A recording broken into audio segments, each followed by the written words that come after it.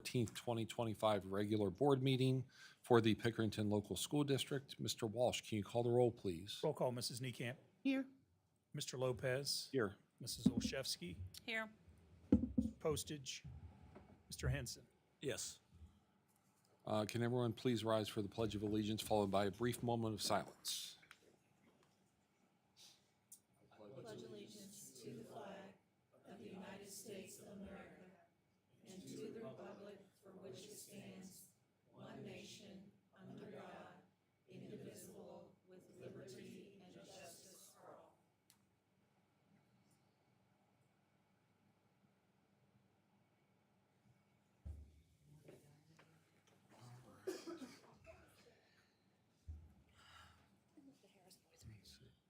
Do we have a motion and a second for approval of the agenda? So moved. Second. Any discussion? Mr. Walsh, can you call the roll, please? Roll call, Mr. Henson. Yes. Mrs. Olszewski. Yes. Mrs. Niekamp. Yes. Mr. Lopez. Yes. Next, we have public participation. I did not receive anything. Next, we have public meeting on the issue of reemployment of Jody Overfield during her respective STRS service retirement. Anyone here to speak on that? Sir? Okay. So I guess we'll move right into our presentation, which I believe is Ms. Leslie Kelly. Well, you can clap ahead of time. She's our cheerleader. Okay, good evening. Is this on? No. Yes. Okay, good evening. Thank you very much for the opportunity to provide an update on our career technical education and workforce development. I'd like to begin this evening by reading the mission of our Academic Services Department. Our mission is to equip educators with the tools needed to provide a high-quality education for every student in every classroom every day. Yes. Joining me in this presentation today is Ms. Rachel Hannigan and Mr. Andy Harris, and they will be introduced at the correct time during the presentation.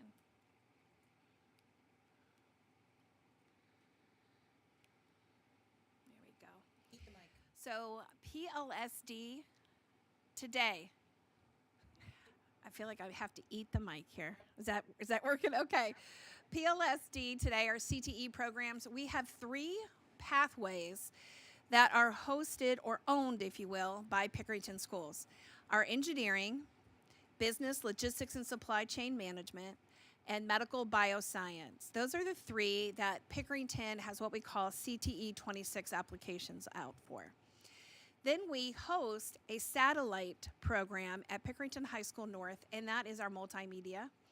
And then we work in connection or collaboration with the Fairfield Workforce Development Center on pre-apprenticeship programs. So CTE by the number, and we're really excited about these numbers. We have 117 students enrolled in our engineering pathway, 385 in our biomedical, and 196 in our business program. But look at those web exam proficiency scores. Those are from our students. They are end of course exams. So every time a student takes one of our CTE courses within those 3 pathways, they take an end of course exam once they finish that course. And you can see up here those percent of our students scoring proficient in those different pathways. So engineering has an average of 94.9, biomedical 91.5, and business 87.2. We're very proud of that. Next, you'll see here credentials earned, work-based learning hours. So work-based learning hours are time where students are engaging either in simulated work or out in the work environment. And that 17,612 hours is representative over 4 years. Now, why do we use those numbers over 4 years? We use those numbers over 4 years because they are representative of a student's pathway from beginning year 1 through year 4. Pre-apprenticeship, that is from this year. We have 17 students who engaged in pre-apprenticeships with the Workforce Development Center. And this year, we had 454 credentials earned. We have partnerships with our Eastland Fairfield Career Center and with our Fairfield Workforce Development Center. And if you have not been to the Fairfield Workforce Development Center, you definitely need to go for a visit. Here are some great pictures of our CTE students. We have our VEX robotics students who participated in Worlds. We have in the bottom left-hand corner, you see our students with Mr. Andy Harris, our biomedical students who actually participated in a CTE advocacy showcase down at the State House. In the middle there, at the top, we see our 5th grade students participating in BizTown. At the top and in the middle. At the top with the little blue sign, those are 3 of our engineering teachers who participated in the Project Lead the Way Summit. So it's an opportunity for some professional learning for our teachers who teach our CTE classes to go get some specialized professional learning. There at the underneath that picture is one of our DECA students. And then up in the right-hand corner, you see another one of our engineering students. Right there where you see me pointing, we're actually dissecting, and I was very excited to get to be a part of this day, and our medical detectives dissecting a rat. It was absolutely so cool. And then you see some more dissection. I believe that's what's going on in that bottom picture. Okay, now to take us into next, and to set the stage for this next piece, if you recall, 3 years ago, we began our planning for our CTE Workforce Development Strategic Plan. And Ms. Hannigan, our newly appointed Assistant Director of Secondary Curriculum and Programming, is going to walk you through an update on where we are in our strategic plan.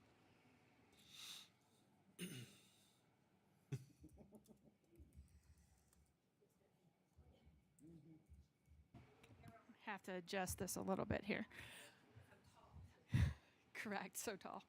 Okay, so we do have a career tech education and workforce development strategic plan. It is a 5-year plan, and we just completed year 2 of this plan. We are happy to report that we have met all the benchmarks for year 2, and I'm just going to highlight a few of them. One of the big one is we have business advisory councils in each of the 3 pathways that Mrs. Kelly had mentioned, and they are consistently meeting with community partners. Another one is our partnership with the Workforce Development Center. We had 17 students there participating in pre-apprenticeship programs this year. We've had students go for open house, and we're just keeping that open line of communication with them as they're coming in and bringing in some additional programming into our buildings as well. And then the last one is our work-based learning hours. We are we have established a process of recording and supporting our students for work-based learning hours, and we are happy to report that we have a large increase in the number of work-based learning hours that we have. So looking ahead of things that are kind of coming in next, we have drone credentialing. So we have a partnership with Ohio State, and they are training 2 of our teachers to be drone certified so that they can now certify our students. So that will be part of that new high school robotics course. We have expanded articulation agreements with our community, like our college partners. So we have them in all 3 of our pathways now, so which means our students are earning college credit for completing a pathway, having never stepped foot in that college, but they earn the credit because they have gone through all of that coursework. Our continued partnership with the Workforce Development Center. Proud to announce that Project Lead the Way, that is PLTW, that was our engineering and biomed teachers. They have asked us to do a showcase of our biomed program in the fall, so that is coming. We are enhancing and expanding our work-based learning hours. We have been meeting with community partners and talking about how we can bring them either into the schools to provide some classroom experiences or send our students out into fields to provide some additional shadowing opportunities and things like that. And then we are getting the Body Interact program for biomed, which will also allow our students to kind of do some more analysis of like, Andy, help me out. It's Nursing? Okay. Okay. They can't hear you, so I'll just repeat what you said. Okay, so Body Interact allows us to kind of diagnose patients. So it gives you like a patient, and you have to kind of go through the process of looking at, and they have learned this as part of their coursework, so that they are kind of going through and saying like, you know, what would I consider? Like what tests do I need to do and something like this. So this can provide work-based learning hours for our students as well. Is that digitized body, that thing we It is bought? not the animatage table, but Animatage. it goes kind of hand in hand Okay. with the animatage table. Okay, because that thing is slick. It is very cool. And now I am actually pleased to introduce Mr. Andy Harris, who is a teacher that oversees our biomed program, and he is at Ohio Health in that 4th year class.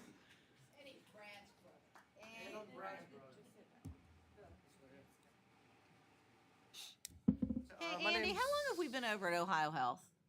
We've been over there since, 2015. That is So we started the program, actually, next slide. So my name's Andy Harris. I'm the sorry. Biomedical Science Coordinator. It's okay. You guys can ask questions or intervene anytime. Go Steelers, by the way. Okay, just want to make sure I get that one out there. So yeah, I started the program in 2012. We started the program in 2012 with about 74 kids that were building popsicle stick bridges in junior high that had no idea they were taking biomedical science their first year. So we started doing that, and the way we developed the program is that I actually taught the first year class, and I stayed with that group for 4 years as we developed other teachers to get certified in these classes and bring all those other classes up. So I went from year 1 to year 2 to year 3 to year 4, which means that we have a 4-course pathway at the high school. Like they had mentioned before, we also have 2 junior high classes, medical interventions, which is pretty nice, offered in 7th and 8th grade. So 2012 was the start of the program. 2015, when I was in the dirt in the shed before the hospital was built, those first couple years, we developed a program that some of you guys were around, obviously, at that point in time. Luckily, I had a little bit of input, and then the committee that actually signed the partnership gave us a 30-year deal with Ohio Health, which is pretty wild if you actually hear what the whole contract entails. So we have a half-time position that works with me that's paid for Ohio Health. They gave us $140,000 to build our own 2,000 square foot space, which I would welcome everybody to come to. I know some of you guys have been there in the past. So we've done that at that point in time, and since then we've built the classroom. We have our own hallway. We have our own conference room, which I've kind of turned into a student lab now, which is kind of cool that we use. We pay $1 a year for fees, and they give us $10,000 upkeep for the space every 5 years. So the contract is very good, and they've expanded beyond the words of the contract to help us, which I'll talk about. Don't let me go too long. Okay. Overview of the entire program. We have 2 medical detectives classes at the junior high, just to kind of see if they're interested. I usually go down there, give a presentation to 8th graders, explain what we offer, what the very first class is, which is called Principles of Biomedical Science. So students get into that class first, mostly freshmen. We have some special circumstances that we deal with. Counselors and stuff, we all work together, teaching and learning. Let's say a kid moves here, that wasn't able to do that. There are some circumstances where we can get students into the pathway if they're not here their freshman year. Human body systems is our main sophomore class, which is kind of like anatomy and physiology. It's one of my favorites, where they actually build different body systems on a mannequin throughout the year. And they always do a diagnosis and treatment for all of these classes. The 3rd year class is more of a wet lab. It's a little bit more micro, talking about different kinds of cancer cells, P53 genes, some pretty high level stuff as far as lab work goes. That actually is nice because we actually shadow at the core lab at Ohio Health that does a lot of the ELISA tests and stuff that we do in our class. And obviously our year 4 class is the biomedical innovation class at the hospital, which is, it's pretty wild that we have this partnership. It's pretty wild that we have our own classroom. It's pretty wild that we have a half-time position that actually works with us. Our students, on a yearly basis, we get them scrubs. They go through the whole process, paperwork, you know, their vaccination status as far as shadowing in the building. They're treated like employees. They get badges that actually work on the doors, so they're identifiable in the building. Then they also get CPR and first aid trained every year. 2020, we also developed a partnership with Canal Winchester, which is very beneficial to us. We have their senior students. They were kind of like a kind of a partnership. They started their program after we did, so they have similar classes. And all of their seniors are integrated into our classes at the hospital. So we have about 5 classes. This year we had 82 students. We'll have pretty close to the same numbers, I think, this year. So we'll have some classes that have Pickerington North, Pickerington Central, and Canal. I'm not going to read all these words, but just to give a quick overview of what the classes look like. Principles of biomedical science, I've already talked about. Different types of concepts. We piece things together. Human body systems, I've already talked about, kind of anatomy and physiology. Medical interventions, a fictitious family that they follow, prevention, diagnosis, and treatment of disease, and all of that culminates to them going to the hospital, which is more of a use your knowledge and skills that you've already had. And again, we've covered over 300 careers by the time they've started their freshman year, by the time they've graduated high school in our program. This is our group of seniors this past year. That's not even all of them, just to give you a look of what the picture is of students that have received almost, I think, 3,500, between 3,500 and 4,000 shadowing hours at the hospital. When I talk to other programs, or I go to biomed presentations or Project Lead the Way, whether it's national or state, it is wild to look at that picture and know that we rotate these kids on a weekly basis throughout the entire school year in 22 different departments. Ohio Health has been an amazing partner. They've always been expanding with us. They're always communicating. Pictures. The first picture on the left is vertical garden tower. I like food. We talked about gut health, but we grew some dill and some other things, and we actually made some pickles. Talked about fermentation and stuff like that, set them in the refrigerator, and then got them out about 5 days later. Picture of our classroom. That's our main classroom with the green chairs. That was done by somebody that has style, which is not me. They picked out the color code and made sure we had all the school colors from everybody in the district.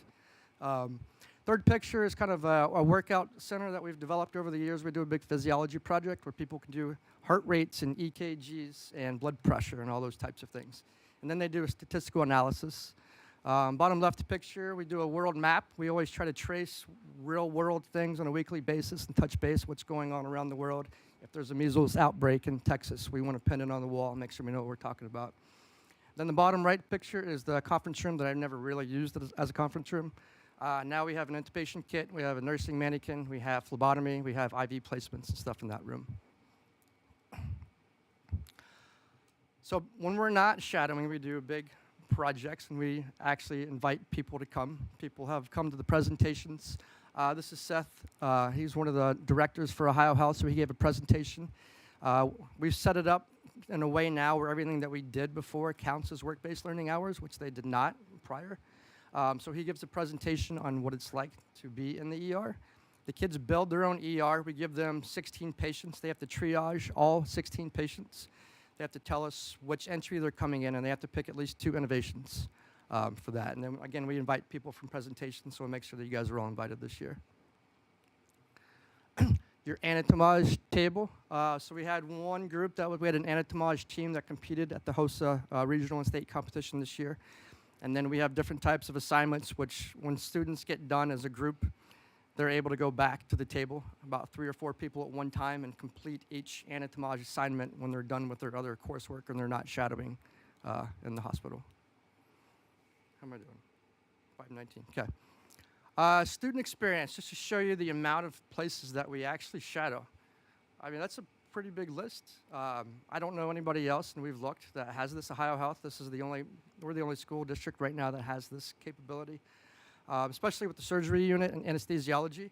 We had kids that scrubbed in on surgeries. That is 18 as of now. Hopefully at some point in time we can change it to 1 year less. Kids, knee replacement, kidney stents, I mean all kinds of stuff, which is pretty cool. We have kids in the rapid nurse response running down the hallway with the staff, watching them help assist people that have real life problems. And taking care of them. So it's about as real as, obviously, as we can get. The coolest thing we actually did this year is they invited us we had 15 kids that were the actors and actresses for the ER. So I was outside the ER and everybody had a script. So for example, I put Billy in a wheelchair Billy, you're up. Right through the ER door. Their staff had to take care of Billy, read his card, and figure out in the hospital like how are they were supposed to respond to that, which was pretty cool. And they're going to keep continuing to let us do that type of stuff. We do quite a few events. I have a list of things if you guys want to look at it. Columbus Blue Jackets have been running since 2014. We have about 150, 200 students a year that participate. The students do buy their tickets for that. I get a speaker panel together. I always get a director from Ohio Health. We also have engineering. We also have some marketing. We also have computer science on the panel. And then kids kind of have fun. We do a lot of educational stuff, but we also get to skate on the ice. And then they have a banner for the kids at night, you know, welcome STEM students to CBJ, our nationwide arena. Sometimes, which is pretty cool, I get to pick kids to go in the tunnel, high-five the players, which are gigantic next to them. They are huge. Now, obviously, I'm not the tallest person in the world. And this is our HOSA. We've been doing this, I think it's 2015 was the very first year. I actually ran into a former student of mine named Steve Bond. We went to Iceland together, too, on one of my trips back then. But he is actually one of the head doctors now at Ohio State for plastic surgery. He was one of our first HOSA participants. We've made it to international competition since our very first year of inception in 2015. The most we've taken is 7. Our average probably 4. This year we had 4 students and 1 student. Chana Jerome from Central placed 3rd in family medicine international competition. International competition was in Nashville with 8 countries. There's 10,000 students there, just to put that in perspective. And she's a junior, and she made it to this twice. So she's got another year left. She probably will. She might. And then just one last picture for our regional HOSA competition. This is about 1/4 of the students that competed. We had about 70 students total. These students had a second round competition. We were out, where were we at? We were out east. I want to say Toledo, but Toledo was the States. Toll's Career Center was where this one was. So we have a pretty large group, and it's been kind of nice. The people that are like Chana, she's going to be our president next year, so it's kind of nice because she's already recruiting kids coming in next year. All right. Hopefully that wasn't too long. Questions, insights? Any questions? I have one. It's not for Andy, for you. Sure.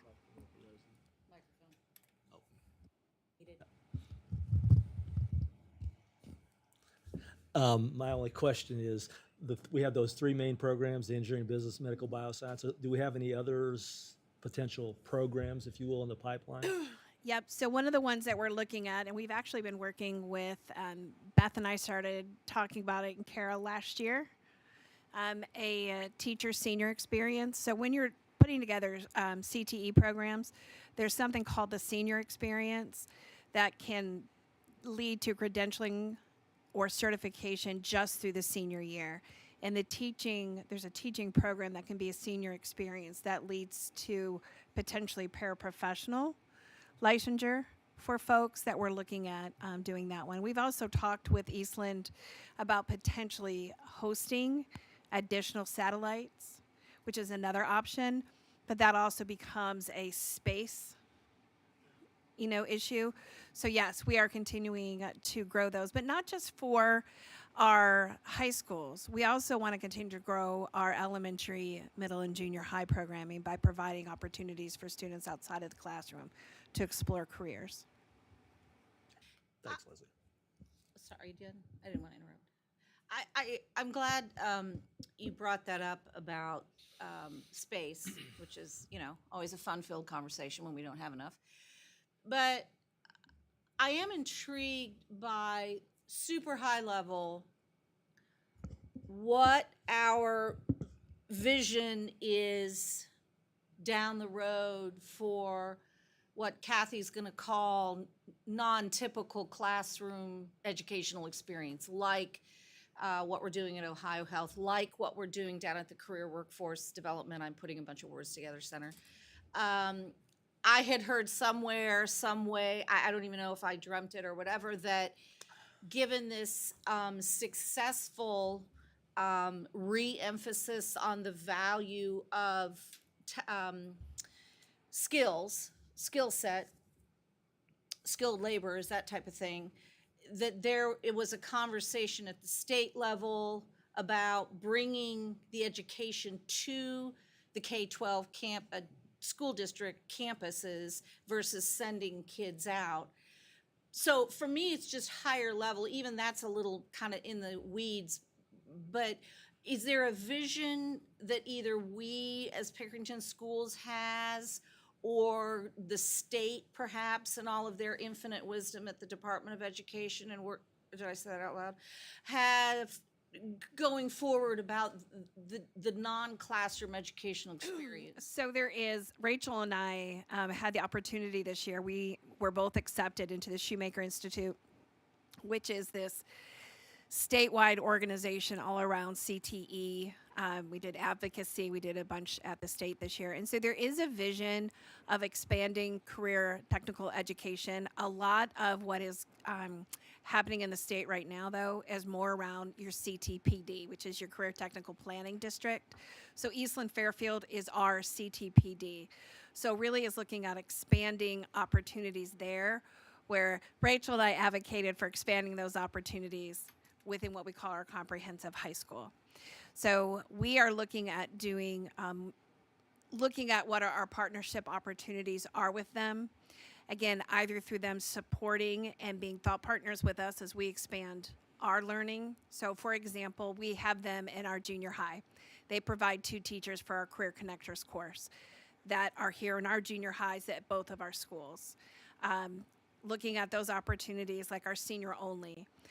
What would be wonderful here is if we got an opportunity or a space where we could create kind of our own version of lab spaces, where we had more access across. So for example, North has business, Central does not. It would be great if we created a space where the kids could just cross enroll. Correct. In an easy way to do that, and Right. more flexibility. Instead of having to create 2 parallel programs, Yes. you create one Yes. on campus, Yes. within the district. Yes. And to ramble on a little bit more, because I know you all love my ramblings, I think where I'm at right now as we discuss this particular example is what is on our responsibility desk list, shoulders, to provide our students as they make that next step into the real world. For instance, are we offering pathways, courses, instruction, guidance, whatever you want to call it, opportunities to provide these kids with a skill and a job, or whatever the next step is, military, college, start your own business, what have you? Because I worry that as the world changes, we have to change with it. And we need to, and I know it's done periodically, but we need to shake things up and take a look at what we're offering and why. Kathy's not a huge fan of the world languages. I get there's a reason why but in this world, is that a vital knowledge set that we need to have our kids leave us with? I would argue no, I'm not an educator. But something in the medical world, in the business world, in the computer science world, in the skilled labor market, we need to make sure we're preparing our kids for. I'm a little bit sermonetting here, but No, you're right. that's what we need to do. Absolutely, that's our And the responsibility for our the students. wants of the child and the wants are called electives. They can fill the gap. But we need to make sure we're educating our kids for tomorrow. Isn't that our tagline? Yes, and so for just an example of that, because you're absolutely right, we need to evaluate, one, what do our students want, but also what does our workforce need out in our Exactly. community are. And candidly, I think those are flipped. Truly, honestly, I believe what our world requires and needs is more important, and I don't mean to be disrespectful, than what our kids want. Well, one of the things here in Pickerington that I believe we do really well is create what we call flexible stepping stones. Yeah. So as a student, I can choose. We have some students that are in the engineering pathway, Yeah. but are also in the biomedical science pathway. And we have opportunities where we have on and off ramps for kids. And that's got to be critical, because at 14, are you ready to say, this is my whole life? Exactly. Most of us have adjusted or changed Clay's still majors. trying to figure out what Correct, he's gonna do for the rest of correct. his life. Really. Clay, I'll work with you. So, so yes, Kathy, absolutely. And then we have to make sure that we are constantly revamping and looking at what we have on our course guides. So, for example, in engineering, we have changed some of our courses. So now with the honors robotics course, that is a change and a direct feedback, not only from students, but also what we're seeing out there in industry and what we need. And then our drone certification, students will be able to get out with a credential for drones and immediately be employable. So yes, and that is an ever evolving, it's one of those places where I say it's not a destination. You're not going to arrive and go, okay, we're done. Yeah. You're going to constantly have to be evaluating that. Yeah, love it. Thank you so much. You're welcome. Thank you very much.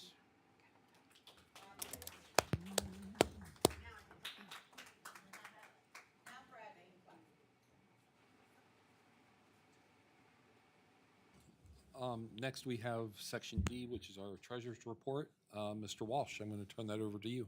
Sure, thank you, Mr. Lopez. Item number one under the treasurer's report this evening is the June 23rd, 2025 regular board meeting minutes. Is there a motion and a second? So moved. Second. Any discussion? Mr. Walsh, can you call the roll, please? Roll call, Mr. Henson, Yes. Mrs. Niekamp, Yes. Mr. Lopez. Yes. Mrs. Olszewski, Yes. Mr. Postage. Yes. Item number two is the July 7th, 2025 special board meeting minutes. Motion to approve. So moved, or second, sorry. Slide right. Any discussion? It's messed up there.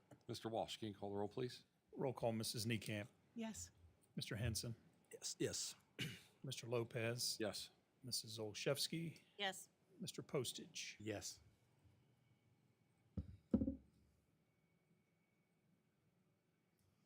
Item number three on the agenda is the financial report for July, which would represent ending June 30, 2025, which is the end of our fiscal year. Finished June with about $23 million for the fiscal year. Just under $8 million of negative cash for the month. This was anticipated as the state aid was really the only revenue stream of any significance. 22.93 is about $300,000 lower than what we anticipated in the forecast. It's 1.43% as compared to what was in the forecast in May. Cash flow for the year is down 3.77 million. So if we take that over the last 4 fiscal years, it's about $8.5 million reduction in our cash balance. You're at 1.4, 1.3. Districts can handle that. We're getting into the time frame or time where it's going to be a lot larger than that, and that's where it gets a little dicey for us. So, we anticipated a negative cash flow, and that's what transpired. All funds, when you look at general fund all the way through our federal funds, we had $109 million at the end of June. It's down $56 million over the year. Construction is what is driving this. Only money we get on the construction side these days are interest earnings. The rest is paying for pay applications on the construction. And as you see, the development that's happening, I think today we got the final occupancy on the North Addition. So those things are wrapping up and those dollars are going out. So that's the all cash activity. Speaking of construction, we hit a milestone. At the end of June, we have $10 million of interest earned. Since the inception of the dollars, we had the anticipation notes in December of 22. So from that point where we received some cash until the end of June, we've earned over $10 million. For that, we used in our pre-caution corrective action plan to help general fund. 1.3 million is going to be the arbitrage that we will send to the federal government in another 3 years or so. That happens 5 years after you issue your debt. An arbitrage is the amount of money that you earn above what you borrowed your debt for. So, And the federal government gets that? yes. We're not allowed to borrow money and make more money on that than what it costs us. They don't like But we that. get to give it to the federal government. Correct. How So, delightful. yes. But if you look at it from, we can earn 4.7+%. Yeah, at first I had a little heartburn over that, but if you can earn that money, and what we're seeing today, the last few years is unprecedented because the previous fiscal years, previous 10 years or so, interest rates were non-existent. So, and this additional money will provide scope for future projects, which we've done a little bit over the last year or so. So that'll help free up, keep that expense out of the general fund. We'll have more construction in the future, there's no doubt about it. Just a quick summary of the state budget. As you know, it's, the governor signed it. There were many vetoes in his signature. There are 3 that are up for consideration for an override. One is the Budget Commission at the county, giving the legislature gave them some more authority. I don't believe that the governor completely agrees with them having the ability to overturn what your local communities have approved as far as operating levies. There's also pieces in there where they eliminate certain levies. Emergency levies are one of them. Another one is, the title escapes me. So again, he believes those are limiting what school districts can do to run their operation. The third is the 20 mil floor. That has to do with putting replacement levies, that was the term I was looking for, emergency levies into the calculation of the 20 mil floor. Today, those are not. And if you had an emergency levy, then that would go on the 20 mil floor calculation. For us at PLSD, today, the 20 mil floor does not impact us. We believe at the end of calendar year 25 or tax year 2025, it will, because we strongly believe we will be at the 20 mil floor at that time. So depending on other pieces in that 20 mil floor calculation as far as capping, how much growth you have from a value perspective or an actual tax increase, that 20 mil growth to a CPI number. So those are anticipated from the House on the 21st of July for consideration for override. But the restrictions on the movement of inside millage, we feel the restrictions will be removed, right? In other words, we will be able to move inside millage. Yeah, I don't think that ended up being in the final budget, I don't believe. Yeah, I agree. And the carryover has been capped at 40% of your operating budget, Yes, and that was also vetoed by the governor. which is one of the items that they are rallying the troops to override, right? I haven't seen where that one's on the table. Oh, all I've right. just heard the Budget Commission authority, the 20 mil floor calculation, and limiting levies. Now, they have until the end of this General Assembly to overturn anything in that he vetoed. So General Assembly end? the end of December. Oh, they have the whole rest of the calendar year. Yes, correct. And do we know the makeup of the county commission, whatever it's The called? Budget Commission, Yeah. it's typically your auditor, the treasurer, and the prosecuting attorney. Of the county? Yes. At least in my experience. I'm not sure exactly in Fairfield, but that's what I've experienced in other counties. I think that's who it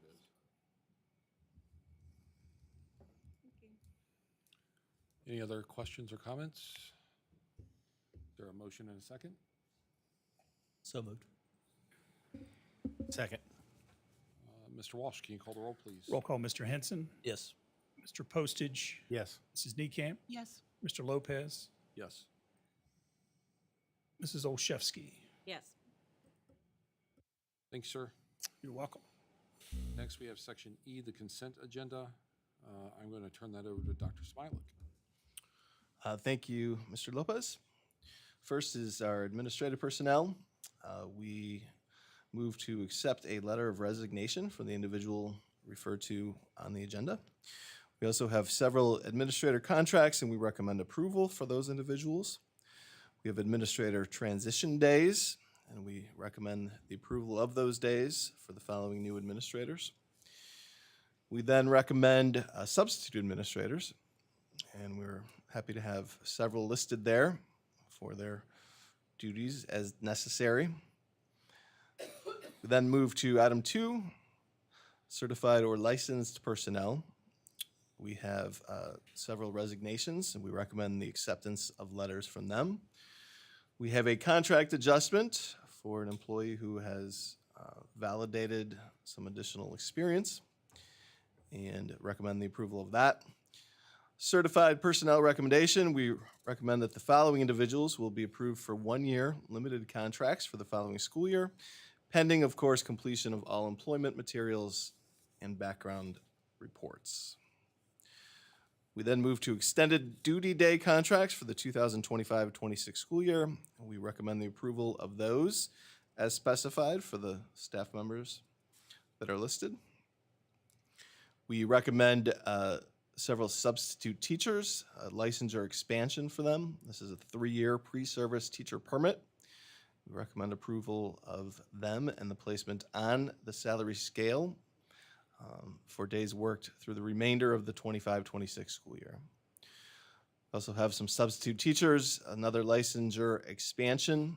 This is for non-bachelor's substitute license. We recommend approval of those teachers to be paid according to the approved substitute salary scale for the days they will work this coming school year. Then have a much longer list, thankfully, of substitute teachers. Always thrilled to be able to get folks to come in and help us out in our times of absences. We recommend the approval of those substitute teachers for the upcoming school year. Item or subject number 3 is support personnel. We recommend that we accept letters of resignation from the one individual listed there. We also have some contract adjustments. We approve salary and contract adjustments for the individual there, indicated there. We then have some support personnel recommendations. We are recommending the following individuals will be approved for a 1-year limited contract for the following school year, pending completion again of all employment materials. Subject 4 is personnel, supplemental contracts and stipends. Importantly, we want to note all supplemental and pupil activity contracts are automatically non-renewed at the end of the 2025-26 school year unless otherwise noted. And we have a pretty substantial list of supplemental contract and stipend recommendations, and we recommend your approval for this upcoming school year. We also have some volunteer coaches and advisors. Very grateful for their service to our students. We recommend the approval of the following volunteer coaches and/or advisors in accordance with policy 3120.09, volunteers of professional staff. Finally, subject 5, the approval of the consent agenda, and we recommend the motion to approve. Is there a motion and a second? So moved. Second. Any discussion? I just have a quick question about the new positions that we added this year, particularly in our spec ed area. How are we succeeding in filling those? And please come to the microphone.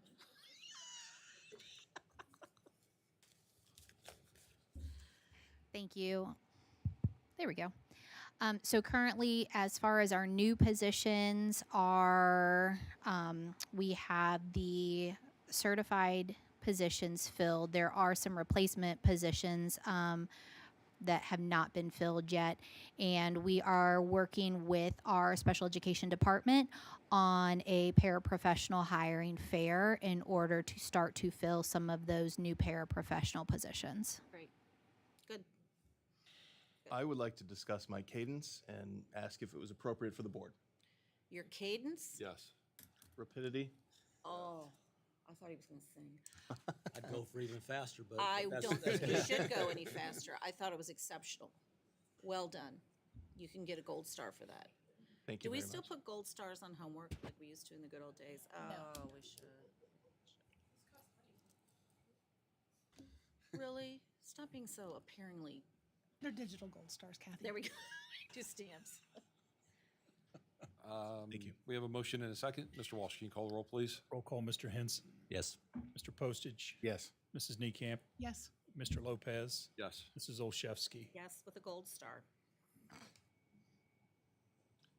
Next, we have Section F, discussion action. The first item is looking for a motion and a second to approve the revised job description for .01 Administrative Assistant to the Superintendent Office. So moved. Second. Any discussion? I just have one question. I know that we're adding to all of the position descriptions, it seems, the requirement to remain drug-free, alcohol-free, but are we also implementing any kind of random drug testing associated to that, or is that just? Not at this time. It's Okay. just the expectation, and I believe this is now a legal requirement that we add these to our job descriptions. Okay.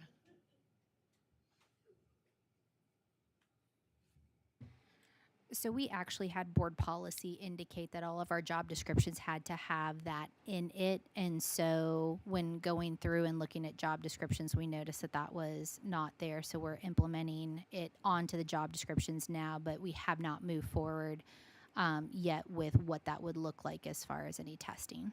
Okay. Wrong one. Wrong one. Sorry. I totally. That's my only question. Thank you. I'm sorry.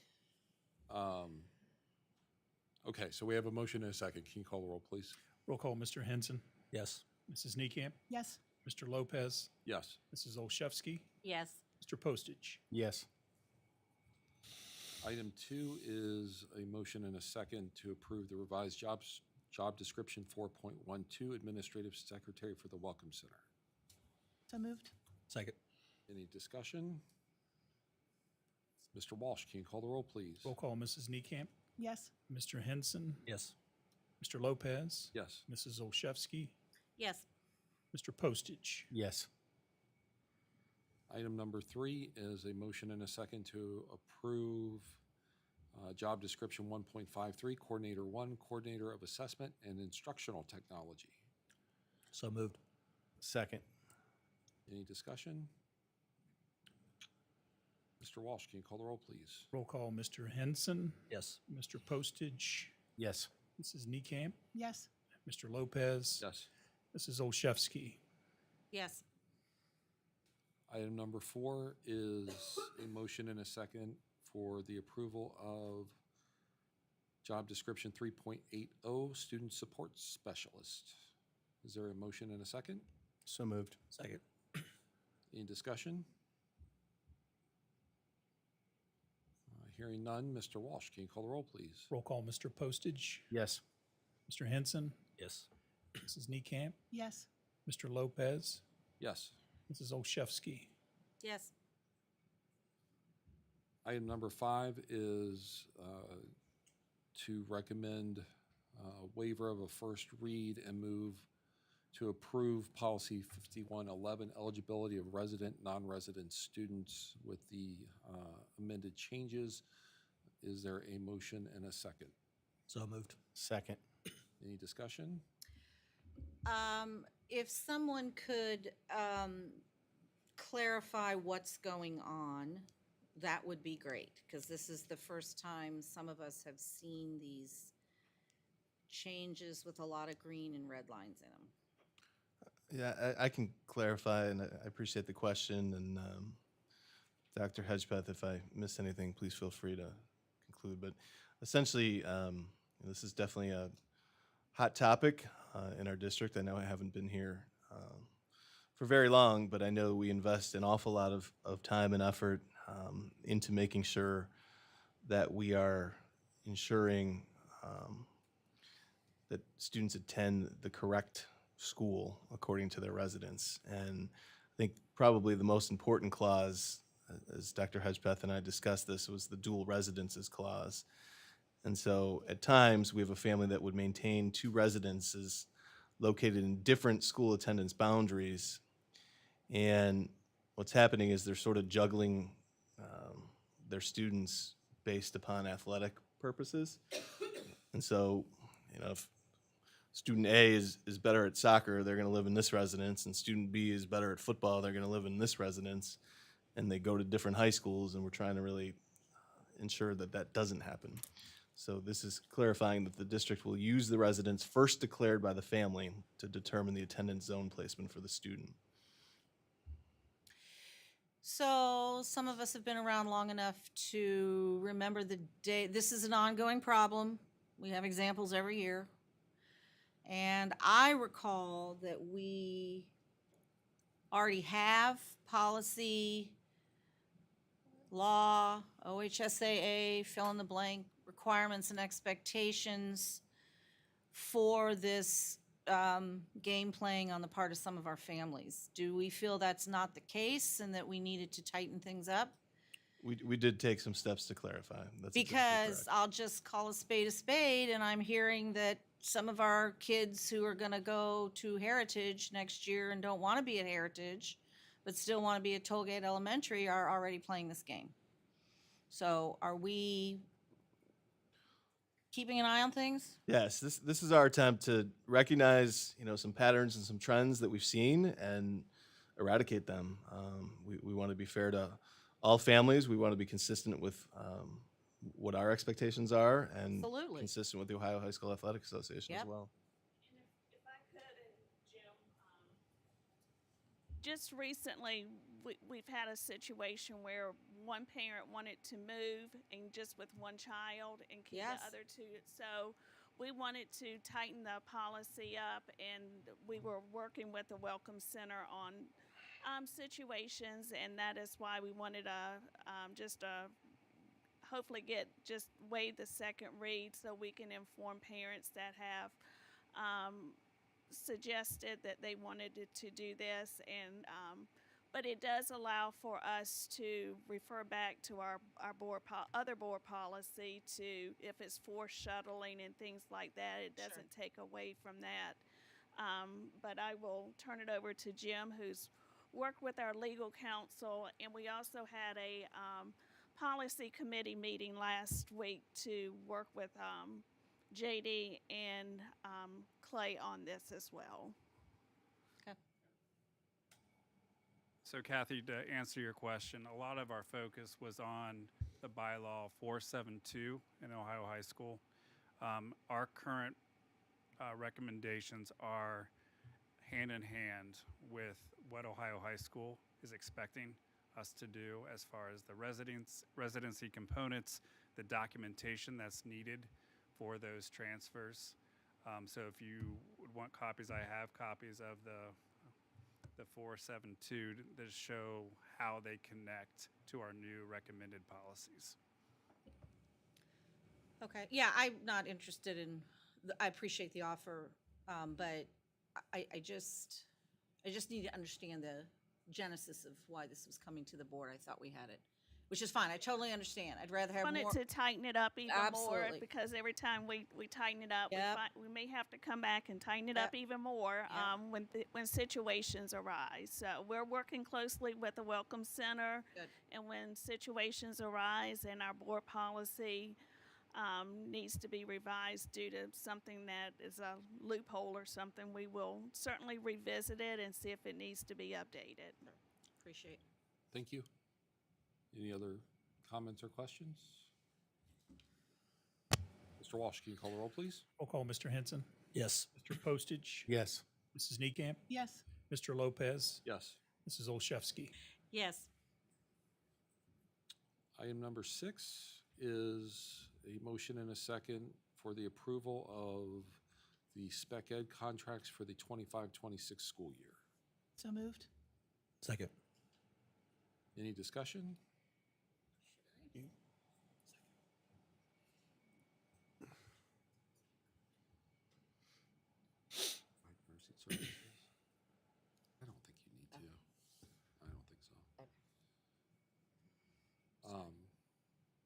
We have a motion and a second. Mr. Walsh, can you call the roll, please? Roll call, Mrs. Niekamp, Yes.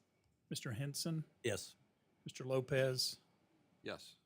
Mrs. Olszewski, Yes. Mr. Postage. Yes.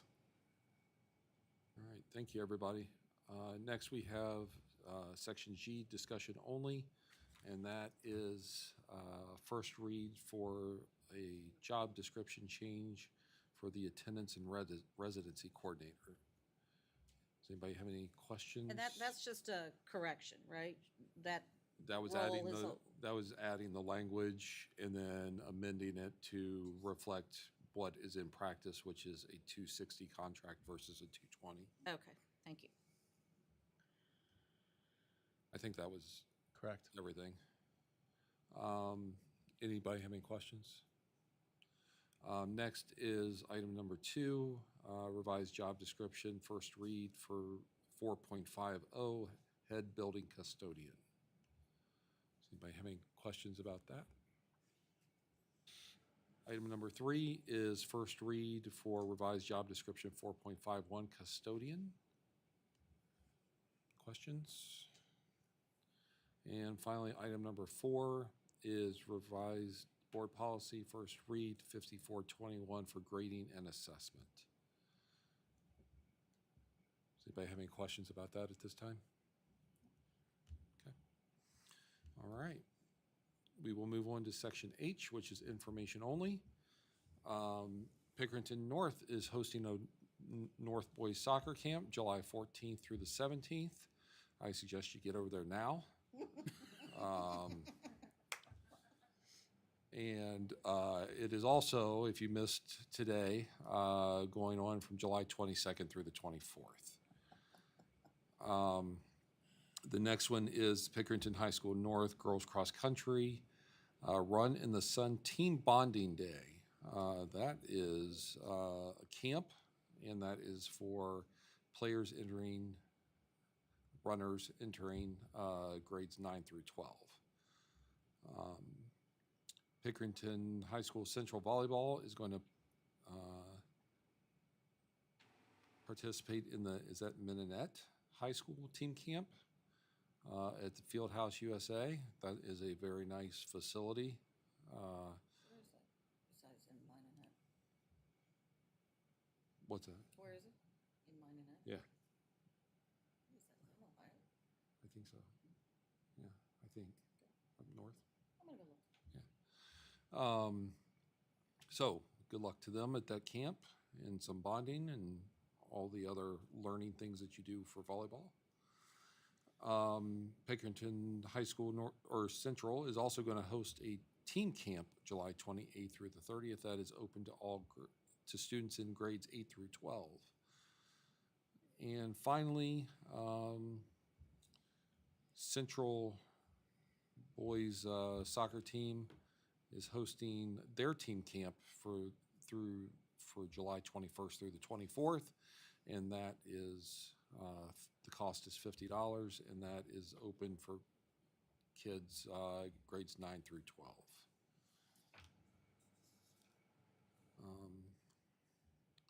Item number 2, our volleyball team at Central is very active. They are going to Centerville to participate in a preseason tournament, July 17th through the 19th. And finally, under information only is plan for progress. Dr. Smilek, anything in regards to that? I do. It's not necessarily directly tied, but certainly indirectly tied for the plan for progress. Again, we have our financial town halls coming up over the next 10 days or so. Tomorrow is our first at 6 p.m. at Violet Baptist Church. Next Monday at 7 p.m. at the YMCA on Refugee Road. And then Thursday, the 24th at noon and 5 p.m. Again, the purpose of this is to share an awful lot of facts and figures that we've compiled in terms of our financial outlook, and to present those to the community and to listen to the community, as we think that that's an important piece. We know that the board opted to delay a vote on a specific operating levy note. However, the charge was to gather more input. And so this is our forum to be able to allow folks to both hear from us and to share their own expressions of what direction they think that we should take. So that, again, begins tomorrow night at 6 o'clock. Thank you. And just for everyone's notice, we plan on addressing the comments and some of the information that was shared with the public, and also entertaining moving forward on the potential levies on July 28th.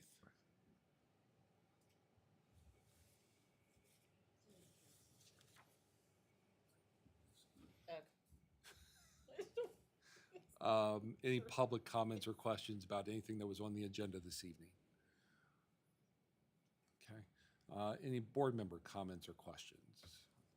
I know this is Dr. Kara Jackson's last meeting with us. Thank you for your service. Good luck on your new opportunity. We will miss you. Oh, yeah. Can we just clear up